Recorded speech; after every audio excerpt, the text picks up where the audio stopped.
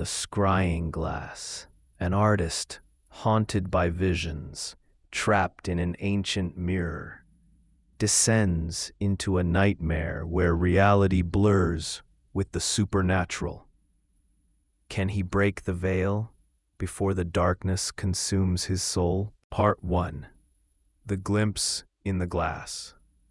Elijah, a man in his early 30s, once hailed as a promising talent in the city's burgeoning art scene, now found himself adrift in a sea of melancholic stagnation. His studio, a cavernous space beneath a leaky skylight, was a testament to his crippling depression and the creative block that had seized him for months. Canvases, once vibrant with life, leaned against walls, unfinished and gathering dust, their blank surfaces mirroring the emptiness he felt within. Paint tubes lay neglected, brushes stiff with dried pigment, and the scent of turpentine had long since faded, replaced by the stale air of despair. Burdened by an unspoken past and the crushing weight of his own expectations, Elijah sought anything, any spark, to rekindle the flame that had once defined him. It was this desperate yearning that led him, on a particularly gray Tuesday, to the outskirts of the city, to a deconsecrated old church rumored to be selling off its remaining artifacts. The church itself was a skeletal ruin, its stained glass windows shattered, its wooden pews splintered, and its once sacred air thick with dust and the chill of abandonment. Yet even in its decay, there was a strange, almost magnetic pull to the place, a sense of forgotten history clinging to its crumbling stones. Elijah wandered through the nave, past broken statues and tarnished relics, feeling a peculiar resonance with the building's silent sorrow. Then he saw it. Tucked away in a shadowy alcove, half obscured by draped velvet, stood an ancient, ornate mirror. Its frame was a dark, intricately carved wood, swirling with patterns that seemed to shift and intertwine, hinting at an age far beyond the church's own. The glass itself was aged, slightly clouded in places, but held a profound, inexplicable depth. A polished darkness that seemed to draw the light into itself. It wasn't merely beautiful. It possessed an undeniable aura, a silent, almost living presence that resonated with something deep within Elijah. He felt an irresistible pull, a flicker of inspiration, a desperate hope that this antique charm, this piece of forgotten history, might be the key to unlocking his dormant creativity. He acquired it for a pittance, the church caretakers seemingly eager to be rid of it. Back in his studio, Elijah positioned the mirror prominently, directly opposite his easel, hoping its imposing presence would command his attention, force his hand to canvas. For a few days, it was just a mirror, reflecting his gaunt face, the dusty studio, the gray sky outside. But then, the subtle changes began. Fleeting, disturbing images would flicker across its polished surface. Quick, almost subliminal flashes of pain, a distorted, screaming face, a fleeting shadow of a struggle. They were gone as quickly as they appeared, leaving him unsettled, his heart giving a nervous jolt. He dismissed them, at first, as products of his own troubled mind, the strained imaginings of an artist, desperate for inspiration, or perhaps just tricks of the light on the ancient glass. Yet the images persisted, growing marginally clearer, more frequent, each glimpse a tiny, chilling shard of a memory that was undeniably not his own. A growing, inexplicable fascination, tinged with a profound unease, began to take root within him, binding him to the silent, watching depths of the ancient glass. Part 2. The Canvas of Cruelty. The fleeting glimpses in the ancient glass quickly escalated, transforming into a relentless torrent of horrifying visions that consumed Elijah's waking hours. The mirror's polished surface became a terrifying window, no longer offering mere flashes, but full, prolonged scenes of brutal murder, agonizing torture, and the desperate, tormented faces of imprisoned souls. The images were sickeningly vivid, detailed with a clarity that defied any rational explanation. He saw the gleam of cold steel, the contorted expressions of victims, the chilling indifference of their tormentors. These were not abstract horrors. They felt agonizingly real, piercing his mind with their raw intensity. Compelled by an irresistible, almost feverish urge, Elijah found himself drawn to his easel, his long-dormant creative energy now surging with a dark, terrifying purpose. He began to paint, not the melancholic landscapes or introspective portraits that had once been his signature, but grotesque, disturbing depictions of human suffering. His canvases, once blank and intimidating, now became vast, sprawling records of the mirror's nightmares. He worked obsessively, day and night, his hands moving with a frantic energy, his mind consumed by the need to transfer every agonizing detail from the glass to the canvas. The studio, once a place of quiet despair, was transformed into a macabre gallery filled with the raw, visceral pain of his new, terrifying art. His close friend, Chloe, a pragmatic woman in her 30s who had patiently supported him through his depression, grew increasingly alarmed. During one of her visits, she found him gaunt, his eyes bloodshot from lack of sleep, his usually neat studio a chaotic mess of paint-splattered rags and half-eaten food. But it was the paintings that truly shocked her.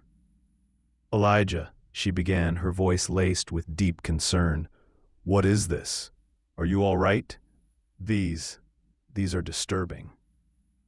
She gestured to a canvas depicting a screaming face, its features twisted in unimaginable agony. Elijah, agitated and dismissive, waved her concerns away. "It's just new inspiration, Chloe. Darker, yes, but necessary. It's just expressing what's inside." He insisted, with a manic gleam in his eye, that he was merely delving into the deeper, darker recesses of the human psyche, unaware that he was unknowingly recording the memories from the mirror, giving them a horrifying, tangible form. His sleep, already disturbed by the initial visions, became a torment. The line between waking and dreaming blurred, and he found himself unable to distinguish between the mirror's horrifying transmissions and the genuine terrors of his own mind. He would wake in a cold sweat, convinced he was still in the midst of the scenes he painted, the cries of the tormented echoing in his ears.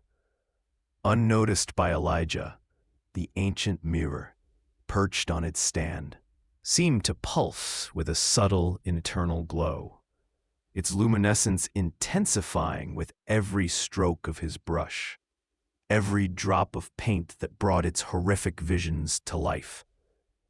It was as if the act of creation itself was fueling the mirror's power, drawing him deeper into its terrifying, unseen world.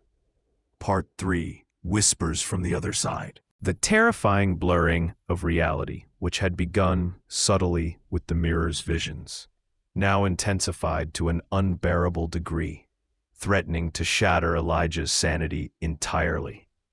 The visual horrors were no longer confined to the mirror or his canvases. They seeped into his waking world, fleeting, ghostly images flickering at the edges of his vision. But it was the auditory phenomena that truly pushed him to the brink. At first, they were faint, indistinct whispers, like distant echoes in a vast, empty chamber. He dismissed them, desperately, as auditory hallucinations, a terrifying symptom of his crumbling mental state, a direct consequence of his sleep deprivation and the grotesque art he was creating. He tried to block them out, stuffing cotton in his ears, blasting music, but nothing worked. The voices grew more insistent, more desperate. They transformed from indistinct murmurs into muffled screams, then into clear, agonizing cries for help. They seemed to emanate directly from the mirror itself, a chorus of torment rising from its polished depths. Sometimes he would hear fragmented pleas for release, or even his own name called out in a voice thick with despair. The chilling certainty dawned on him, slowly at first, then with a crushing force. The mirror was not merely showing him nightmares, nor was it just a conduit for his own inner turmoil. It was a gateway, a terrifying, active conduit to another world, and the memories he'd been feverishly painting were not hallucinations at all. They were real, agonizing pleas from souls trapped within that unseen realm, desperately trying to break through, using him as their unwilling medium. Overwhelmed and terrified, his artistic obsession now replaced by a profound, soul-deep dread. Elijah knew he couldn't face this alone. His desperate, frantic research into ancient mirrors, forgotten folklore, and spiritual conduits had yielded unsettling parallels. Tales of cursed objects and gateways to the beyond. He thought of Chloe, his pragmatic friend, but knew she wouldn't understand, would only see a mental breakdown. He had dismissed her concerns before, consumed by his terrifying discovery, and now he was truly isolated. There was only one person he could turn to, despite his ingrained skepticism and the villagers' apprehension about her. He sought out Madame Zara. She was a reclusive elder, known for her enigmatic wisdom and her deep, often unsettling knowledge of ancient artifacts and spiritual matters. Her cottage, rumored to be filled with strange energies and forgotten lore, was his last, desperate hope. He had to know the truth, even if it meant confronting a reality far more terrifying than any hallucination. Part 4. The Mirror's Truth. Madame Zara, a woman whose eyes held the wisdom of centuries, and whose demeanor exuded a chilling calmness, listened to Elijah's frantic, disjointed tale without interruption. He had brought the mirror with him, its dark, ornate frame now seeming to pulse with a faint, malevolent energy in the dim light of her cluttered cottage. As he finished, breathless and trembling, Madame Zara merely nodded, her gaze fixed on the ancient glass. "I know this mirror," she stated, her voice low and resonant, sending a fresh wave of dread through Elijah. Her immediate, solemn recognition confirmed his worst fears. She then began to unravel its true, terrifying nature, her words painting a chilling picture of a forgotten, dark age. This was no mere antique, she explained, but an ancient artifact, a soul trap, or, more ominously, a veil breaker. It had been forged in a time when the boundaries between worlds were thinner, used in forgotten, dark rituals to imprison souls or to tear holes, literal rifts between dimensions. The mirror, she revealed, was a conduit, a one-way gate for the tormented, and a terrifyingly real window for those on this side. The visions and cries Elijah experienced were not hallucinations, but genuine transmissions, agonizing pleas from souls trapped within its depths or across the veil it had breached. Madame Zara then explained why Elijah had become its unwitting, potent conduit.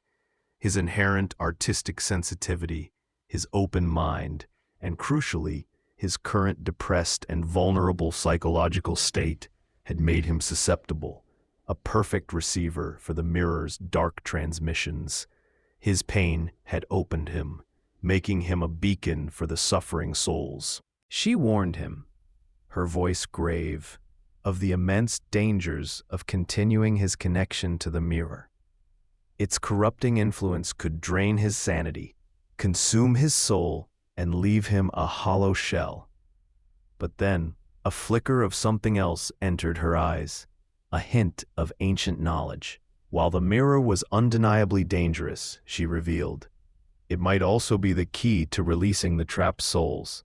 The process, however, would be perilous, demanding a profound spiritual and psychological toll, a ritual far more ancient and demanding than any he could imagine.